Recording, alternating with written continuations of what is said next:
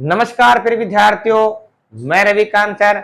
आज फिर से आपका स्वागत है। आज हम फिर आपके नई वीडियो में आपके लिए नई संधि लेकर आए हैं। विसर्ग संधि का जो हमारा तीसरा भाग है, विसर्गस्य ऋत्वम्। देखिए प्यारे बच्चों, मैंने आपको जो पिछली वीडियो में आपको एक उदाहरण लिखवाया था, उत्तु संधि का उदाहरण लिखवाया था। उस उत्तु संधि में मैंने लिख दिया था आपके सिंह धन अत्र लिखा था, और यहां मैंने आपको यहां कर दिया था सिंहो अपी कर रहा था। जो हमारा क्या था, रोंग हो गया था, गलती से हो गया था। लेकिन नियम के अकॉर्डिंग हम क्या करेंगे, अगर यहाँ अत्र है तो अत्र लिखेंगे, और जहां यहाँ क्या है अपी है तो क्या करेंगे, सिंहो अपी करेंगे। ठीक है, तो यहाँ क्या हो जाएगा, सिंहो अत्र हो जाएगा। अगर यहाँ अपी है तो क्या करना है, अपी करना है। अगर अत्र है तो अत्र करना। ठीक है, पिछली वीडियो की थोड़ी मिस्टेक थी। आइए देखते हैं विसर्गस्य ऋत्वम्। ऋत्वम् का मतलब होता है रे, हलंतकार रे। पहली हमारी संधि थी विसर्गस्य लोपे। लोपे का मतलब होता था कि विसर्ग से पहले ए हो और बाद में ए से भिन्न स्वर हो, तो क्या कर देंगे, विसर्ग का लोप हो जाएगा। दूसरी संधि का नाम हमारा क्या आ रहा था, ऋत्वम् आ रहा था। अर्थात विसर्ग संधि में विसर्ग से पहले ए हो और बाद में भी क्या हो, ए हो, तो क्या कर देंगे, तो पहले वाले ए है उसको तो ओ में कर देंगे, जो दूसरे वाले ए आ रहा है उसको क्या कर देंगे, अवग्रह में चिन्ह चेंज कर देंगे। ठीक है, तीसरी संधि हमारी आती है विसर्गस्य ऋत्वम् संधि आ रही है। अर्थात इसमें देखिएगा, परिभाषा देखेंगे, डेफिनेशन देखेंगे इसकी कि जिन पदों के अंत में ए आ से भिन्न स्वर हो। अर्थात देखिएगा, लोप में क्या था, लोप में अंत में क्या आ रहा था, ए आ रहा था, और ऋत्वम् में भी क्या आ रहा था, ए आ रहा था, ऋत्वम् में भी इसी प्रकार आ रहा था। इसमें बाद में ए नहीं था, इसके बाद में ए था। लेकिन जब ये ऋतु संधि आती है, ऋतु संधि आ रही है, तो इसमें क्या कह रहा है कि पदों के अंत में, अर्थात पद के अंत में पहले पद में क्या आएगा, ए आ से भिन्न आएगा। अर्थात यहां पर ए आ नहीं रहेगा, अर्थात यहां क्या रहेगा, और स्वर हो सकते हैं। ठीक है, तो वहां पर क्या करेंगे, विसर्ग के स्थान पर हमें हलंत का रे करना है। और हलंत का रे कहां लगाएंगे, जो उत्तर पद में जो पहला वर्ण आएगा उसके ऊपर क्या लगा देंगे, रे लगा देंगे। अगर स्वर आता है, स्वर के बाद अगर स्वर आ रहा है उत्तर पद में, तो हमें क्या करना है, रे उसमें जुड़ जाएगा। मान लीजिए यहाँ पर आधा रे आ रहा है और यहाँ पर मैं आता है, तो मैं में क्या हो जाएगा, ये रे ऊपर हो जाएगा। लेकिन यहाँ अगर रे आ रहा है और यहाँ पर क्या आता है, ए आता है, तो रे क्या हो जाएगा, पूरा हो जाएगा। तो में आपको आगे होगी बात। आइए देखते हैं इसके उदाहरण इसके हैं। हमारे पास उदाहरण है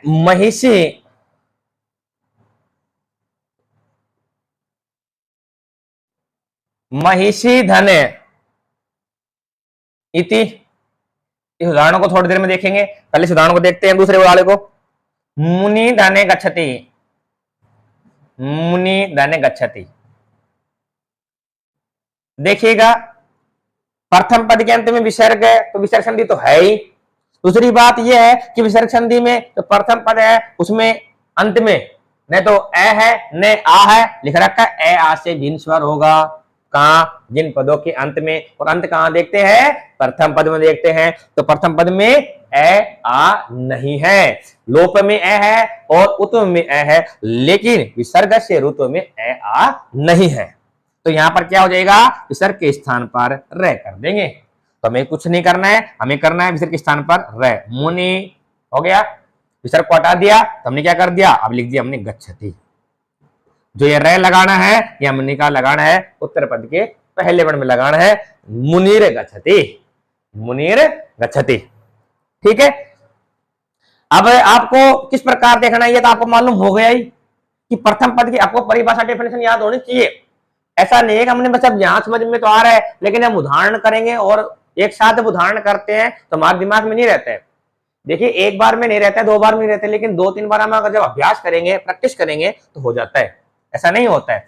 ठीक है, अब देखिएगा, मुनिर गच्छति है, मुनिर गच्छति में रे आपको दिख रहा है, जहां पर भी आपको रे दिखे वहां पर समझ लेना क्या आती है, ऋतु संधि आती है, और मुनि हो गया और धन गच्छति हो गया। ठीक है, हम पहले उदाहरण की बात करते हैं। पहले उदाहरण की बात करने हैं, इसमें क्या है, स्वर आ रहा है बाद में, इसलिए मैंने इसको रोक दिया। तो महिषी धन इति, महिषी धन इति। अब प्रथम पद के अंत में न तो ए है न आ है, तो क्या आ रहा है, ई आ रहा है। तो ई आ रहा है तो हमें क्या करना है, देखिएगा ये विसर्ग नहीं लगाया मैंने, विसर्ग लगा दिया। विसर्ग आ रहा है तो विसर्ग के स्थान पर हमें क्या करना है, रे लगाना है। लगा दिया मैंने विसर्ग के स्थान पर रे। अब ये रे हो गया तो यहाँ पर क्या हो जाएगा, मैं ही सी, तो हमने लिख दिया। अब रे क्या करेंगे, रे हमें क्या करना है, आधा करना है। अब आधा रे में ई जोड़ेंगे तो क्या हो जाएगा, री हो जाएगा, और क्या हो जाएगा, मैं ही सी, हो जाएगा। ये हमारे पास ऋतु संधि हो गई है। इनके उदाहरण को देख लीजिएगा, अभी उदाहरण आपको करवा रहा हूं, देखिएगा। उदाहरण हमारे पास और भी है। पहला उदाहरण हमारे पास है तई धन्य बक्ष्यते। दूसरा उदाहरण है धेनु धन धावती। आप अभ्यास कीजिएगा, ज्यादा से ज्यादा बार अभ्यास कीजिएगा, समझ में आपको आ जाएगी, ऐसी कोई बात नहीं है। कोई भी अपने जन्म से नहीं सीखता है, अभ्यास कर कर ही सीखता है। तो आपको भी क्या करना है, अभ्यास करते रहना है। बिल्कुल भी ऐसा नहीं करना है कि हमें नहीं आती हम छोड़ देंगे, 4 नंबर की बात है। क्योंकि एक एक नंबर हमारे लिए क्या है, बहुत इंपॉर्टेंट है। हमें नंबरों को नहीं छोड़ना है। जब 1-2 बार आप करोगे, मैं इसकी टेस्ट सीरीज छोड़ूंगा, आप देख लेना इसमें, और क्वेश्चन वहीं से आएंगे, वार्षिक एग्जाम में भी और अर्धवार्षिक एग्जाम में वहीं से क्वेश्चन आएंगे। ऐसी कोई बात नहीं है, तो आपको देखते रहना है। धेनु भी रागतम, धेनु भी रागतम, आपको नियम तो याद करने ही पड़ेंगे भैया। देखिएगा ये हमारे पास 5 उदाहरण हो गए हैं। 5 उदाहरण होने के बाद में इसमें देखते हैं हम उसके उत्तरमाला, देखते हैं इसकी उत्तर निकालते हैं।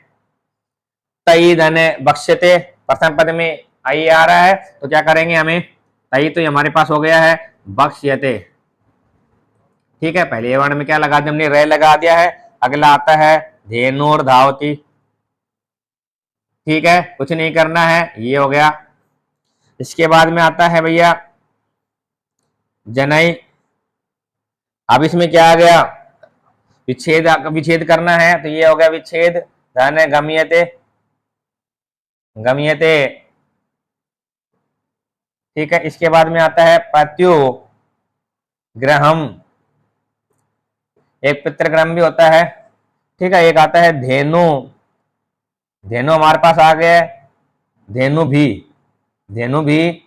अब रागते में क्या आएगा, विसर्ग है, और आगतम, ठीक है। ये लीजिएगा, हमारे पास क्या हो गई है, ऋतु संधि कंप्लीट हो गई है। 4 संधि मैंने आपको बता दी है, एक लास्ट संधि बच रही है। इसके बाद में ये संधि हमारी क्या हो जाएगी, खत्म हो जाएगी। अब इसी का हम दूसरा भाग पढ़ते हैं।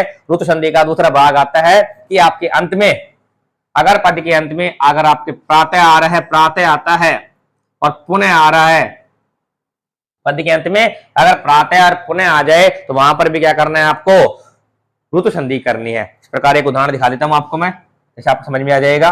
प्रातः और पुनः जहां पर भी आपको पद के अंत में मिले वहां पर संधि कौन सी हो जाएगी, ऋतु संधि हो जाती है, ठीक है। इसका जो देखिएगा उदाहरण है प्रातः धन गच्छति, इस प्रकार करेंगे। प्रातः आ गया, इसमें पहले ए है, देखिएगा इसमें पहले क्या है, ए है, और ए है तो हमने क्या करनी, संधि अलग से संधि करनी थी। लेकिन प्रातः शब्द आ गया है, हमने बताया है कि प्रातः और पुनः 2 शब्द आ जाए वहां पर संधि कौन सी करेंगे, ऋतु संधि करेंगे। अब यहाँ क्या करना है आपको, प्रातः गच्छति विसर्ग को हटा देंगे और यहाँ पर क्या हो जाएगा, प्रातः गच्छति हो जाएगा, ठीक है। पुनः आ जाए, पुनः धन आस्ते, पुनः धन आस्ते, तो क्या हो जाएगा, पुनः रास्ते, ठीक है। ये हमारी कौन संधि हो गई है, विसर्ग से ऋतु संधि कंप्लीट हो गई है। तो प्यारे बच्चों, आपको ज्यादा से ज्यादा बार अभ्यास करना है। अगर समझ में नहीं आ रहा तो आप कमेंट में लिख दीजिएगा कि सर हमारे ये सब्जेक्ट में, इसी टॉपिक में, इस संधि में ये समझ में नहीं आ रहा है, कृपया करके कमेंट में बता दीजिएगा, हम आपको बता देंगे। ऐसी कोई बात नहीं है। अब संधि बच रही है हमारी कौन सी, 7वीं संधि बच रही है, वो अगली वीडियो में आपको बनाकर दिखाएंगे। इसी के साथ आपके उज्जवल भविष्य की कामना कर अपनी वाणी को विराम देता हूँ। धन्यवाद। जय हिंद, जय भारत।